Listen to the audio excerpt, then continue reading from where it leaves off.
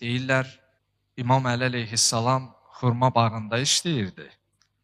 Xəbər verdilər ki, oğlun dünyaya gəlib.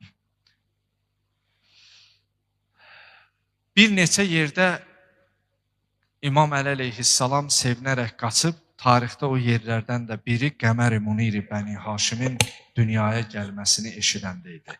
Çünki qardaşı Əqilə söyləmişdi ki, mənə elə bir xanım seç ki, fətəlidə li qulamən farisən. Mənim üçün qüdrətli övladlar dünyaya gətirsin.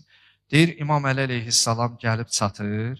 Ümmülbənin o körpəni İmam Əli əleyhissalama təqdim eləyəndə, o balaca uşaq olmasına baxmayaraq, qolu o qundağdan, belə deyək də, o qundağdan kənara düşür.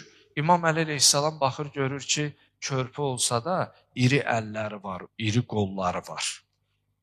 Deyir, bağrına basır və orada gözləri dolur, başlayır ağlamağa. Fatimə Ümmülbənin deyir, ya əmirəl müminin, olmaya övladımız qüsurludur deyə ağlayırsan? Dedi, yox, Rəsulullah mənə bu xəbəri verib. Bir gün gələr, Aşura günü Kərbəla çölündə bu uzun əllər, qollar Hüseynə qurban olar, qət olar. Deyir, orada Ümmülbənin dedi, ya Əli, nə balam olsa qurban olsun Hüseynə. Belə bir iffətli bir qadın idi. Məhz bu əzəmətdə, bu iffətdə xanımdan Qəmər-i Munir-i Bəni Haşim ağa dünyaya gəlmişdi. Hətta Siffin müharibəsində 15 yaşı var idi, amma onun qarşısına çıxacaq bir qəhrəman yox idi.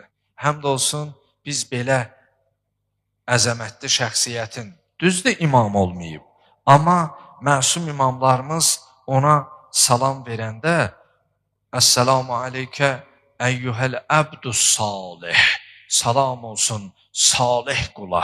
Salih də o məqamdır ki, Allah insandan razı qalar, insan da Allahdan